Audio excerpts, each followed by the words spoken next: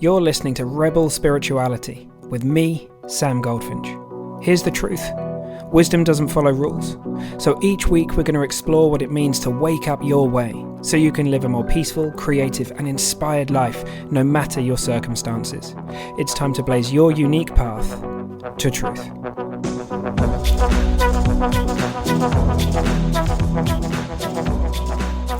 Hey friends, okay, before the podcast today, I've got a really exciting announcement, and it's this. Next year we'll bring with it the release of the Rebel Spirituality Mystery School. Now this is the summation of 20 years worth of inner work and exploration and spiritual kind of journeying for me. I've been wanting to do this for a very, very long time, and I'm really excited to put this together. So within this school, which is going to take place, the first launch of it will take place over 6 months. Eventually it will be like a year-long program that runs for people to join for the year, with inbuilt holidays and all sorts of cool stuff. But for now it's going to be a group of spiritual warriors that get together from February till July to build this space. You know, we're going to be creating a space that helps people know that their feelings are safe, that helps them turn just nice ideas into ruthlessly practical insights. Effectively, if you love this podcast, if you're into everything that we cover here, or if you know any of the other work that I do, then this is going to be one amazing space. And I would love those who are really aligned with it to be a part of it. It is going to be different. It is going to be involved. It is going to be disruptive. So it's not going to be for everybody. And I honor that. And it's not meant to be. But if you're listening to this podcast, you may very well be one of the people for whom this is a perfect fit.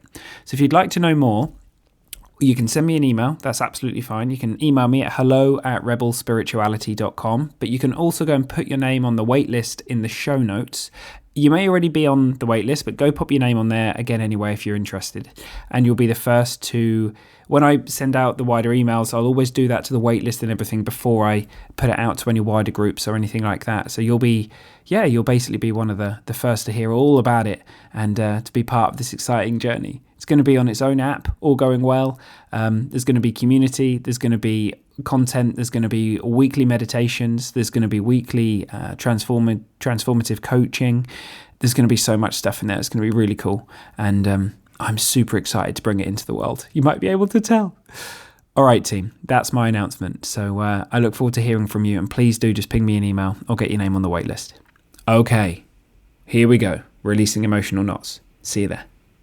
And this week I wanted to share something that came to me on a coaching call. I sort of saw a metaphor or a way of understanding something that seemed helpful, and it was helpful for the people on the call as well. So I thought I'd come and share it here. And I wanted to talk about clearing emotional blocks or emotional knots. Now, if any of you know the work of Michael Singer, you'll know that he does a really beautiful job of describing something that in yogic tradition are called samskaras. They're kind of these emotional knots, these blocks that we hold in our body. So imagine that when you're very young, something happens. Perhaps you learn at school that, I'm going to avoid that because, I said that thing in class and the teacher scolded me and there was a feeling and you didn't know how to feel it. So you pushed it down and it stayed there as like a knot. It stayed there as something that wasn't fully resolved. And so as you go through life, as you go into situations that remind you of that time, this is going to be completely unconscious, by the way. You won't even know.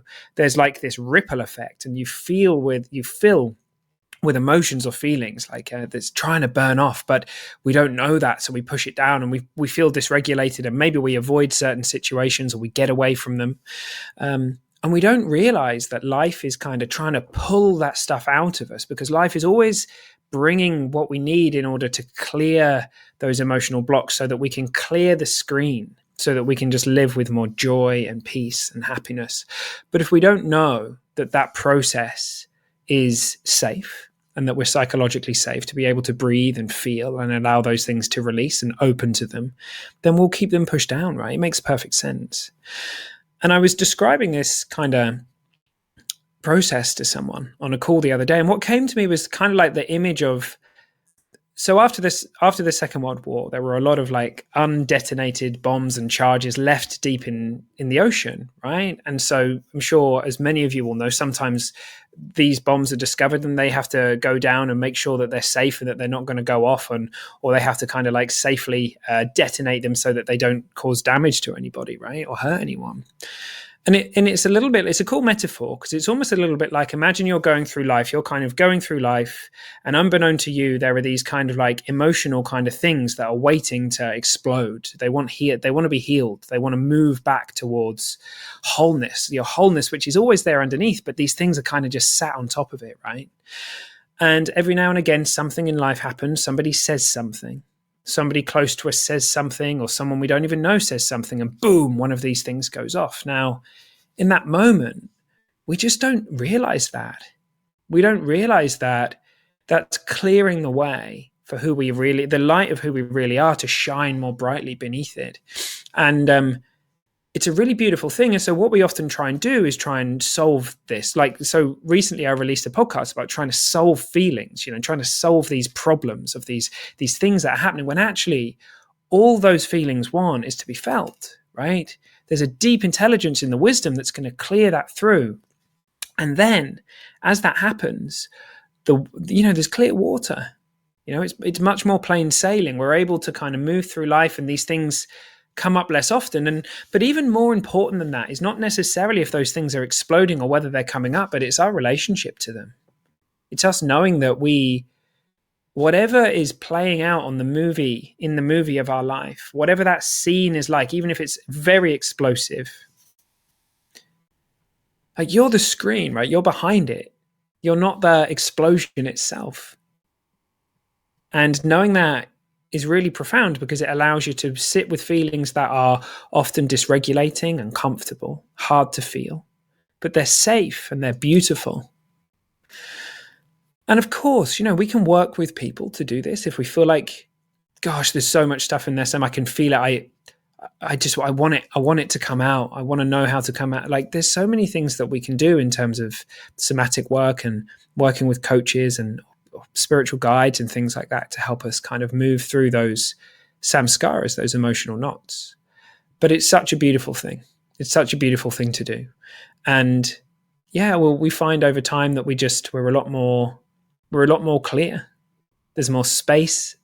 The movie scenes sort of settle a bit, but I really mean it. More important than whether they do or not is the knowing that we're able to experience that stuff, that we can widen our aperture for life's experience, and we don't have to be afraid of our experience, that we are psychologically safe.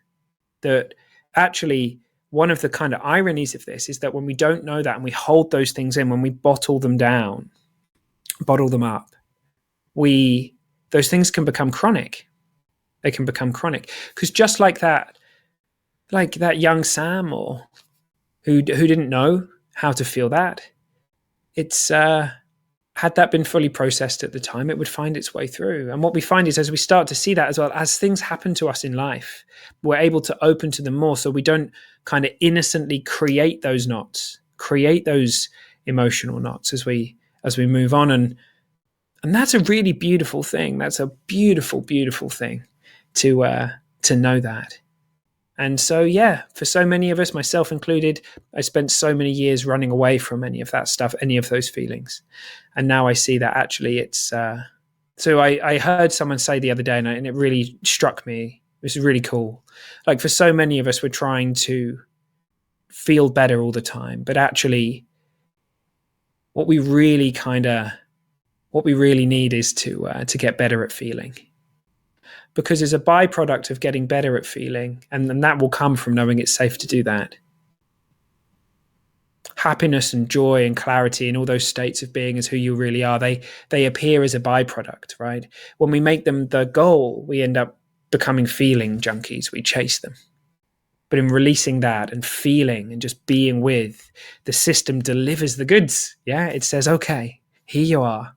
And we can actually move into these experiences where, even if we're having a difficult emotional experience, there's a real sense of peace and contentment that we can touch and that we're connected to beneath that doesn't come and go. because it's the feeling of you. It's the feeling of who you really are underneath all of that emotionality. Right, team. I hope you have the most incredible week. Please do come and sign up and watch me. Like, if you're listening to this, come find me on YouTube. If you're watching this, please do listen to the audios. Follow me on Instagram and all that kind of stuff. And lots of exciting stuff in the pipeline for this rebel spirituality journey. I'm so stoked I get to do this. If you can't tell, this is absolutely my soul project, as I like to call it. And it fills me up. All right, team. I'll see you soon.